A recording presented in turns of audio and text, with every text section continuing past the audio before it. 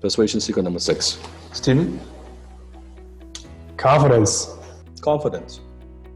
Now, this is a persuasion. Why is this a persuasion secret? So for me, self-confidence is one of, if you ever watch Sifu's TED Talk, how many of you guys have seen Sifu's TED Talk, Invisible Force? Anybody watch that one before? It's a good one. It is such, I don't think most people understand how powerful that is. If you follow Sifu's mentor, Big Dan Pena says exactly the same thing. Your self-image is so critical whenever you're in any kind of persuasion environment situation. If you don't believe in what you sell, right? I mean, whether that's yourself or a product or service, how can you expect other people to be persuaded? How can you expect other people to be sold? Yeah, and confidence comes from competence, meaning you gotta be good at what you do, right? I'm not talking, people always confuse arrogance with confidence. They think in puff their chest that I'm confident. I look at like sometimes even social media, right? I'm like, I see like guys where, like comments like, oh, watch out Dan Locke, and then I'm gonna be like you in 10 years, and I'm gonna be like you in 5 years, I'm gonna be, watch out, like I'm like, you know, competing. You ain't shit, right? They like talk, because I see 2, 3, 5 years later, still do the same shit. Still the same place, right? That's arrogance. A confident person comes from the point of view, I can learn from everybody. What can I learn from this person? They have humility, they are humble. They're learning, okay, wow, that person's more, I can learn from everybody. Not trying to compete and all this stuff, like just learn, right? This person is getting more results. What can I learn from this person, right? Not just coming from all insecurity and puffing your chest, oh, I'm so good, I'm this and that. It's not about that kind of stuff. So confidence, why is it such a powerful persuasion secret? Because at this age, a lot of uncertainty in the marketplace. I've said this on YouTube, I'll share that with you again. Most of the time, for what we're selling certainty, write it down, in an uncertain world. We're selling certainty in an uncertain world. I don't care what product services you're selling. I want us to think about this, it's very critical. We're selling certainty in an uncertain world. And part of how you could give people certainty, you feel confident about what you offer. You feel confident about the results you can produce, about the work that you do, about the value you deliver, about the impact you could have. That's confidence. Most people have low confidence or no confidence because their stuff is no good. They're not good at what they do. They don't deliver a lot of value. They don't deliver results. Of course they have no confidence. When it takes public speaking. Mm-hmm. At first, when I had low confidence or no confidence, right? I remember the first time I had to deliver a speech in front of an audience in high school, right? And my English teacher, Miss Fallon, said, oh, you got to do this speech. And I said, no, I don't want to do this speech. And then eventually she convinced me to do it.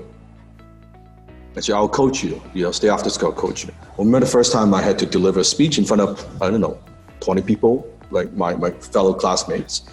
And I would be so nervous. So I would walk in and then I would have my word for word the script in front, and and it would be, my hand would be like this. Like I can't just like this, right? And I gotta hold it, right? I gotta be my hand shaking all the way. It was just a short, 5-6 minute speech, but I was so nervous because I had no confidence. I didn't know what I was doing. Till later on, when I joined Toastmasters, nonprofit, honing my skills, learning how to talk to people, right? How to communicate, and I started gaining that confidence. As I got better and better and better and better, right? More and more practice and hours of practice.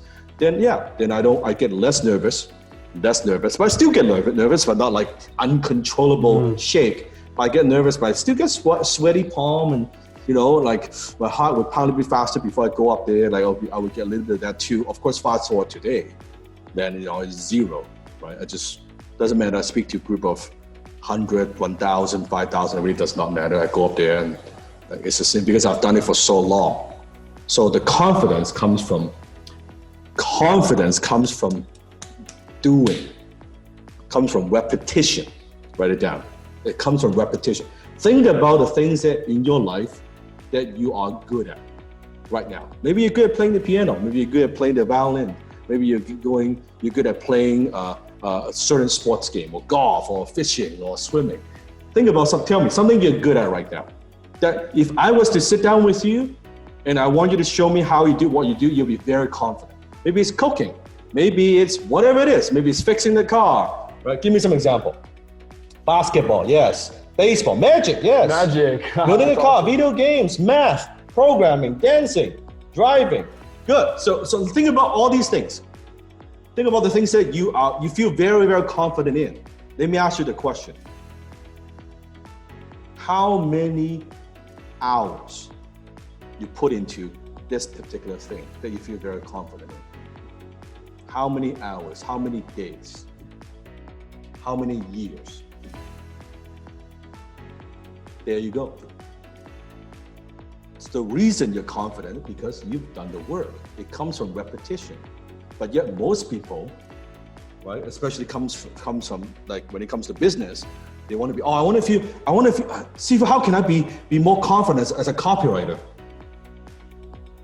How many hours have you put into copywriting? Oh, I watched your class for 2 hours. Dude, that's the problem. You spent 2 fucking hours learning to be a copywriter. How could you be confident? I wouldn't be confident, right? But after you've done it, repetition, again and again. And now, okay, I've written a lot of copy. I've seen a lot of different things. Same thing with closing. Any new HTC students, right? When they first learn HTC, I take closing. Oh, Sifu, I'm not very confident. I don't know how to do this. Tell me how many hours have you role play? Oh, about 3 hours. That's the issue. It's like you've only been trying this, you've been learning for 3 hours. Give yourself some credit, right? You're not Superman, you're not Superwoman. Maybe you are, but it's not 3 hours. Anything you're good at in your life, you're confident right now, you spend a fucking ridiculous amount of hours on it to get to a point where I'm good. That's true confidence. So you need to understand it's the same. It's the same in business. It's like financial confidence. See, if I'm not very confident I could make my business work. I'm not very confident I could close sales. I'm not very confident I know how to make money. If you think of money compared to that as a hobby, as a sport, compare that. No different than your basketball, no different than your baseball, no different than fishing.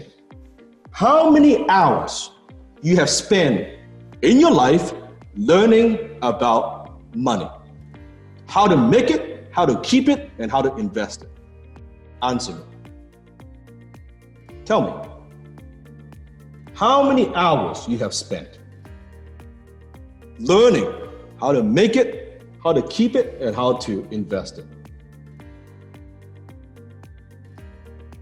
I have spent decades, years of my life since I was in high school learning how money works, how business works, how investing works, how communication works, how persuasion works. That's the difference. So give yourself some time. Give yourself some time. You have that sense of urgency. At the same time, you gotta have that patience. Don't go into the whole shiny object syndrome, go from one thing to another. Money follows mastery. Say it with me. Money follows mastery. Money follows mastery. Get good at something. Really focus and get good at something. The money comes. Think about now the thing that you're very good at, sport, hobby, passion that you're very good at. You can do it effortlessly, correct? Right? You can do it quite easily, effortlessly to you. But when other people look at you, they're like, wow, how do you do that? How could you play that song that way? How do you play that instrument so well? How do you like be able to shoot that ball so well. Like, this is incredible. You're like, well, what's the big deal? Like, just do it this way. Just do it this way. It's like, it's so effortless to you, but to outside, it's like, I don't know how you do it, man. Because you've been doing it for so many years. To you at this point, it's like unconscious competence. So it looks effortless to other people. It looks effortless because you're putting so much fucking effort. That's why it looks effortless. People think it's effortless. No, it looks effortless. But it's not effortless now, is it? That's the difference. So act as if you want to become who you want and get what you want.